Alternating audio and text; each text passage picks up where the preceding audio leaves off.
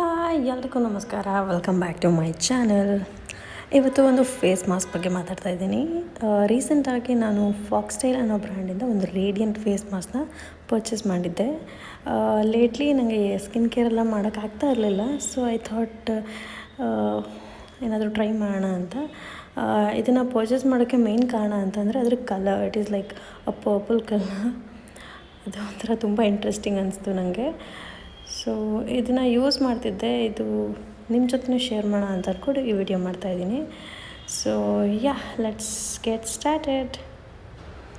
ಇದನ್ನು thick ಲೇಯರಾಗಿ ಈವನಾಗಿ apply ಮಾಡಬೇಕು ಅಂತ ಮೆನ್ಷನ್ ಮಾಡಿದ್ದಾರೆ. ಸೊ ಒಂದು 10 to 15 ಮಿನಿಟ್ಸ್ ಅಪ್ಲೈ ಮಾಡಿ ಆಮೇಲೆ ಫೇಸ್ ವಾಶ್ ಮಾಡಿದರೆ ಲೈಕ್ ಇಟ್ ಟ್ಯಾನ್ ರಿಮೂವ್ ಮಾಡುತ್ತೆ and black and white it's remove ಮಾಡುತ್ತೆ, ಇನ್ಸ್ಟೆಂಟ್ ಬ್ರೈಟ್ನಿಂಗ್ ಎಫೆಕ್ಟ್ ಕೊಡುತ್ತೆ ಅಂತಿದೆ. ಸೊ ನೋಡುವ ಹೇಗಾಗತ್ತೆ ಅಂತ. ಫೇಸ್ಗೆ ಅಪ್ಲೈ ಮಾಡ್ತಾಯಿದ್ದೆ, ಲೈಕ್ ತುಂಬ ಕೂಲ್ ಅನಿಸ್ತಿದೆ, ಒಂಥರ ರಿಫ್ರೆಶಿಂಗ್ ಫೀಲ್. ಯಾವುದೇ ಫೇಸ್ ಮಾಸ್ಕ್ನ ಬಳಸಿ ನೆಕ್ಕಿಗೆ ಅಪ್ಲೈ ಮಾಡೋದು ಮಾತ್ರ ಮರಿಬೇಡಿ.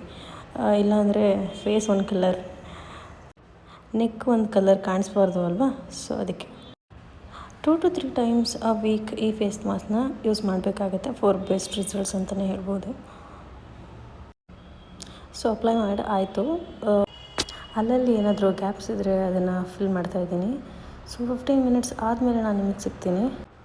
15 ಮಿನಿಟ್ಸ್ ಆಗಿದೆ. ಇವಾಗ ಸ್ವಲ್ಪ ಅಡುಗೆ ಕೆಲಸ ಇತ್ತು, ಮುಗಿಸ್ಕೊಂಡು ಬಂದೆ. ಸೊ ಒಂದು ವೆಟ್ ಕ್ಲಾತ್ನ ತೊಗೊಂಡು ಮಾಸ್ಕ್ನ ರಿಮೂವ್ ಮಾಡ್ತಾಯಿದ್ದೀನಿ.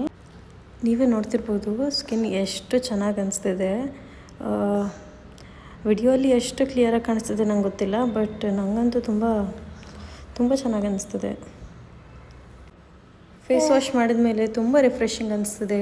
ಡಿಫ್ರೆನ್ಸ್ ನೀವೇ ನೋಡ್ಬೋದು, ಎಷ್ಟು ಗ್ಲೋ ಅನಿಸ್ತಿದೆ ಫೇಸ್.